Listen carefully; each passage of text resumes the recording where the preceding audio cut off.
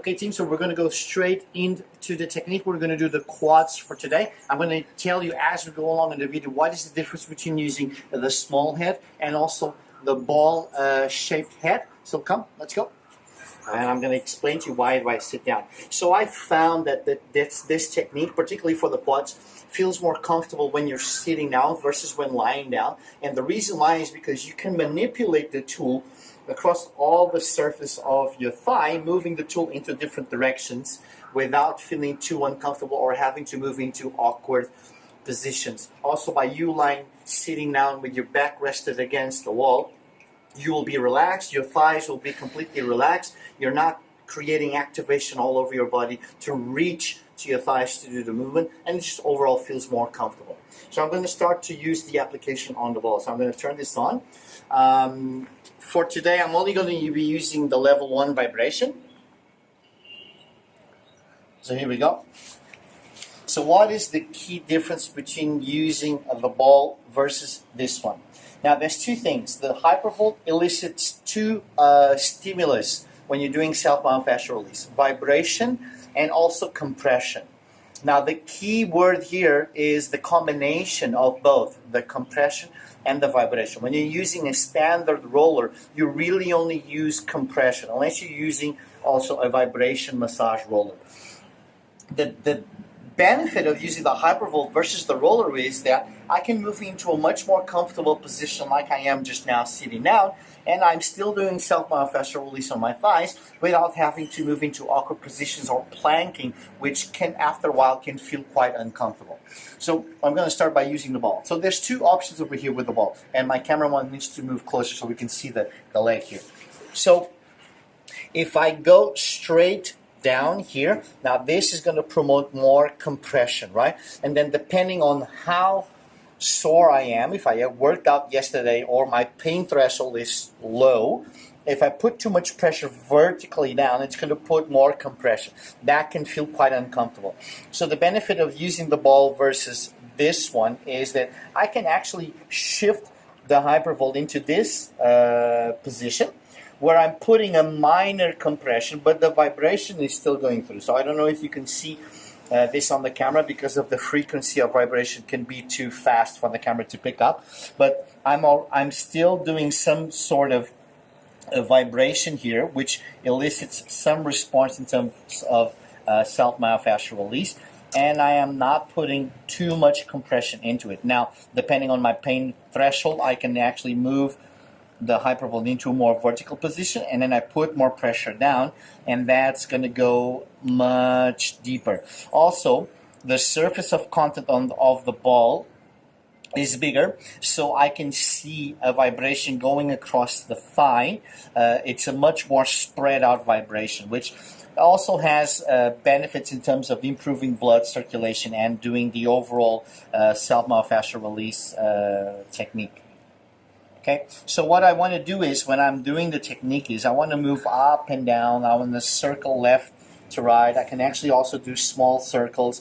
So I really want to scan the tissue, moving up and down the thigh, trying to scan the tissue and looking for those tender spots. When I'm scanning the tissue and I find the tender spot, for example, here on my VMO, I feel a tender spot over here. So once I feel the tender spot over there, what I'm going to do is I'm going to progressively increase the compression level, putting more compression there.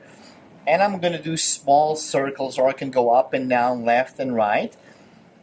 And as I do this, and the key word here is progressively, as I progressively increase the compression, I feel that tenderness actually starts to go away. Now, there's a small adaptation that I do here, because handling the Hypervolt, grabbing the handle alone, might feel quite strenuous on the wrist because the moment arm is bigger, so it puts more weight on the wrist. I actually, after a while, I like to shift into this grip, and I just move it around up and down, and it feels much more comfortable also on my wrist, right? So I don't want to, by doing my thighs and doing self-myofascial release on my body, and then I end up having an issue on my wrist and my forearm because I'm overloading the wrist, right? So I want to avoid that. So same thing We're going to scan the tissue, moving up and down, trying to look for those tender spots. I find the tender spots somewhere on the inside of the thigh or on the outside of the thigh. Here I go again and find another spot over here. What I'm going to do is I'm going to increase the compression level, move it around in small circles or up and down, left and right. And as I do this, I feel that tenderness starts to go away. Okay, so I'm going to turn it off here now. I'm going to switch the head. So I'm going to use the smaller head, smaller surface. This allows more depthness and less dissipation of the vibration overall through the thigh. So I'm going to put it on the level 1. So I'm going to put it here again at the same spot. So I don't know if you guys can pick this up from the camera, but as you can see, the dissipation of the vibration, because the surface of contact is smaller, there's a lot less dissipation through the thigh of that vibration. So what is the benefit of using this? If I really want to pinpoint, so I remember I had a tender spot here that still quite haven't gone away. What I'm going to do is, and again, I'm going to shift into this grip, which is much more comfortable. I'm now can pinpoint that trigger point with the smaller hand and give it a little bit of love, moving up and down, left and right, and it pinpoints much more the massage. So it's actually really good. Once I scan the tissue and I find where those tender spots are, I just stop there and I move and I give it a little bit of a rub there. So again, whether you use this one as a start or you use the smaller head from the start, what you want to do is you want to fully scan the tissue. So you want to go through the VMO and then through the rectus femoris, going all the way to the side to the vastus lateralis, moving up and down, looking and scanning the tissue. Where do I find my tender spots? And if I do it the right way, I can actually move all the way to the upper thigh, to my TFL. And again, see, I can just change the grip and go deeper into it, allowing a really good release on the TFL. But from the TFL, I actually like to do it on the lying down position facing sideways.